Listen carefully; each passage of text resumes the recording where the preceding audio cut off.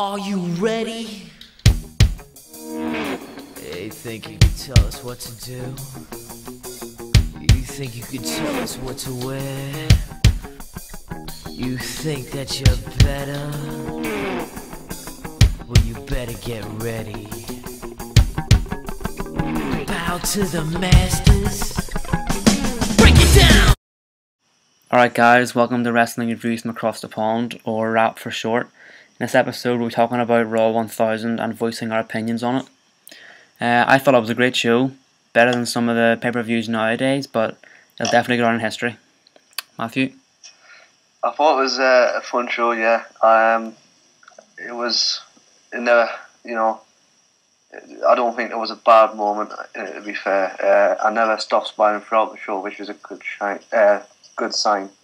I just thought it was great, yeah. The opening segment was D-Generation X. It was a lot of fun. It was great. And I thought it was lovely to see Billy Gunn and X-Pac back in the WWE ring, especially Billy Gunn, because, I've always liked him, especially when he was Mr. Ass. Even in TNA, in the VKM, Voodoo Kid Mafia. And also seeing Triple H in this role was a lot of fun because he's always been like the Mr. Suit. He's always been caught, Mr. Executive. And it was like, it was great to see that. And I thought Damien Sandow was great in this bit too because, it was just a lot of fun. And, I'm happy for him. He's one for the future. Okay. I thought it was good. The opening segment, see Mr. McMahon open the show like he did with the very first Monday Night Raw in Manhattan and New York. But it was great whenever it was just Shawn and Hunter came out. Whenever they first came out, I thought it was just them, so I was a little disappointed. But whenever they introduced the rest of the gang, I was ecstatic. Road Dogg still got it. He's still great in the mic. I love the way the fans joined in every day, ladies and gentlemen, boys and girls, children of all ages. But just like Raw's War Game, whenever the New Age Radicals were the tag team champions. But altogether it was great to see them as DX again. Damien Sandow part was funny. You could even hear the whole crowd laughing whenever his music played. But it was great for him being the opening segment as well. Seeing he's relatively new, he should feel honoured to be in a same ring as D-Generation X. Yep. The next segment was the six-man tag team match. Jazz, what do you think of that?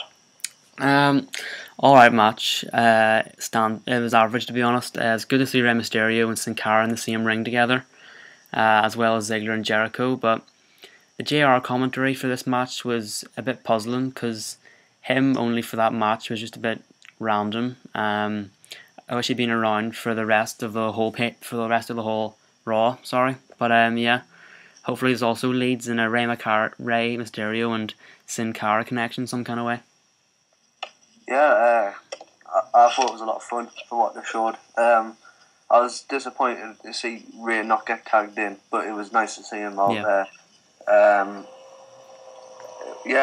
With JR being on commentary, I thought he would stick around for the whole show.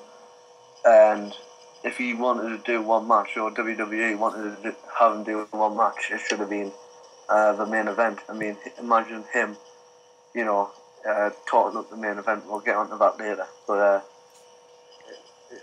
it was great fun, and with Ziggler costing his team the match after attacking Jericho. Mm-hmm. Not attacking, punching him, but it was a great little moment for him. It should be a great feud and a great series of matches. And obviously Sheamus got the pin, I believe. Yes, and he's being built up to be the biggest babyface in the company. I think when Cena leaves, whenever that may be. But yeah, it was a nice little tag team match. Yeah. Okay. The next segment was the wedding. Matthew, your thoughts on that? It was a typical WWE wedding. It really was. When, bar from, Mr. Randy Savage and Elizabeth, when has there been a WWE wedding that has went off without a hitch? You knew there was going to be something. And when Vince McMahon came out, I absolutely laughed my arse off because when she says another man proposed to me, and he came out, and I absolutely creased because, good old Vince. But no, he came out to announce AJ as the GM, which is a good and bad decision because, we don't know what she'll be like, but the way she's been absolutely brilliant since she's been on television on the main shows. So, hopefully we'll see what she is like, and hopefully she suits the role. Charles? Yep. I thought it was good. Before it actually went on TV, before they both came out for the wedding itself, showed Daniel Bryan backstage talking to about 4 or 5 guys wearing white clothes. They're like chefs or something, but I don't know. That was a bit strange up bit there, but yeah. I thought it was something taking it away. You what? I thought there were shrinks taking it away, because they were dressed in all white and. Yeah. But carry on. Sorry. You're okay. I don't know. I had a feeling that they were going to be involved some way if he actually had a married AJ, but I don't know. But seeing as it never happened, we'll never know what happened. But anyway, I thought it was good they had Slick come out and conduct the wedding, just to remind us that it was a historic Raw episode. But yeah, the wedding was a great segment. Daniel Bryan and AJ both looked great and conducted themselves well, apart from laughing at Slick, which didn't really look scripted. But I was really shocked when Vince announced AJ as new GM because by that point so many things were going on that I'd forgotten all about it. But it was good because AJ got her revenge on Daniel Bryan, and at the same time she got promoted. So yeah. Yeah, it was a great segment. Next was the tantrum of Daniel Bryan and The Rock coming out along with CM Punk. What did you think of this, Giles? It was great promo, as The Rocks always are. Him coming out announcing he's #1 contender for the WWE Championship. I don't know about that. I don't think it really is fair. I'm kind of pissed off because The Rock just gets title shot for being The Rock. But nevertheless, it'll be a good match at the Royal Rumble. But it was good to see him and CM Punk exchanging a few words. And also it was hilarious whenever Daniel Bryan got rock bottomed. Yeah. I'm kind of on the same boat as the announcement, but I thought it was a wonderful segment with great promos all around. I thought Bryan outshone The Rock here because it was the same old Rock with his same old, stick of, finally. Yeah. Etc. So it was awesome to see Bryan that good. Punk was also good too, holding his own against one of the biggest stars in WWE history, because people have said in the past that Punk will never be that star, and he's proved that he can be up there, even in this promo. But the announcement of the WWE Championship match at the Royal Rumble is a strange one because I think he should have been entered in the actual Rumble match, and perhaps have won it and challenged it for at WrestleMania. I thought that would have been a better story. But yeah, I'm kind of pissed off too because he's never in the back of the WWE locker room, and he's never interacting with wrestlers. He's only there for 3 times a year or something, bar from WrestleMania season. I love him, but it seems kind of harsh. However, we'll see what happens. Yeah. Okay. The next bit was the Intercontinental Championship match. Your thoughts, Matthew?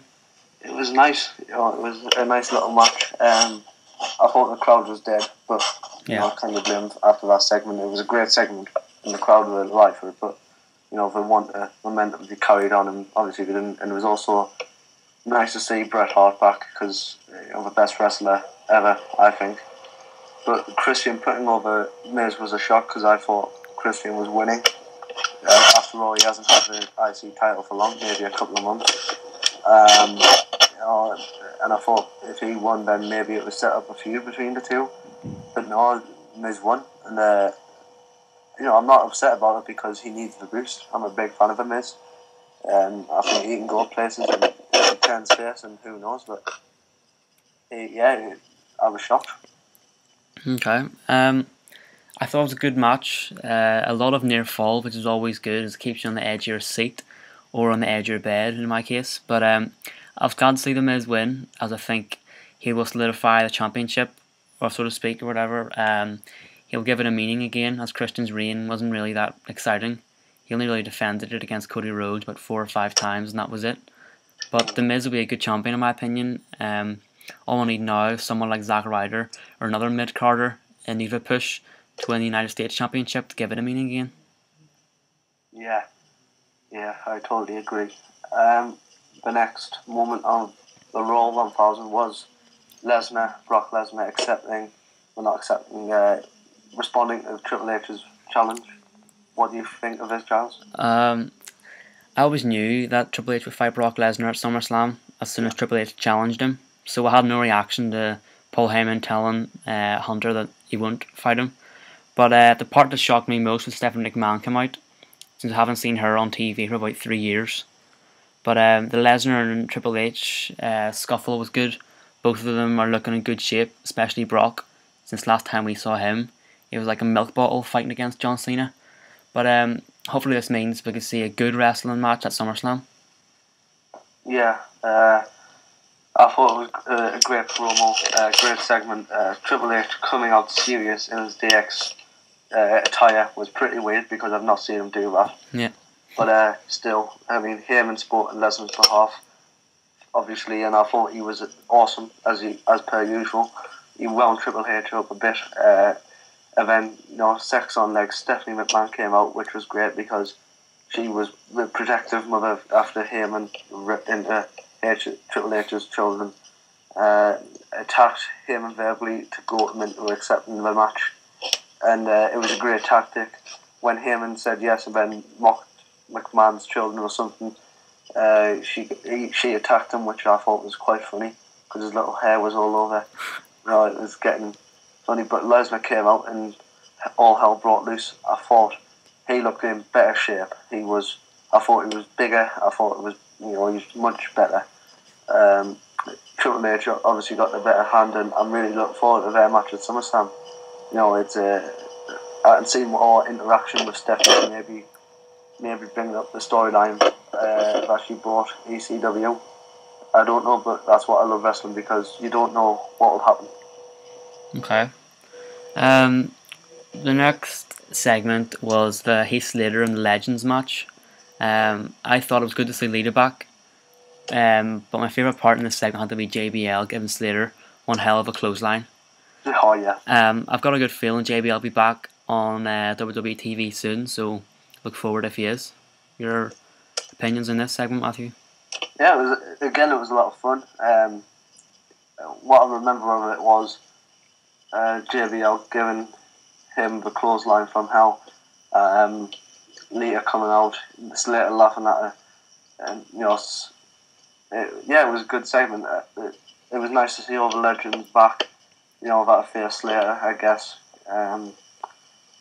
It was a great, it's a nice nostalgia moment for them. Yes, I agree with you. JBL will be back soon on WWE TV. Hopefully as SmackDown General Manager. Oh yes.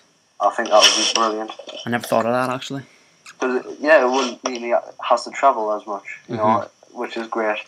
So yeah, I thought that was great. Good to see him back. Okay. This is the end of part 1 of our video. We'll see you in part 2 in the link in the description below. Thanks.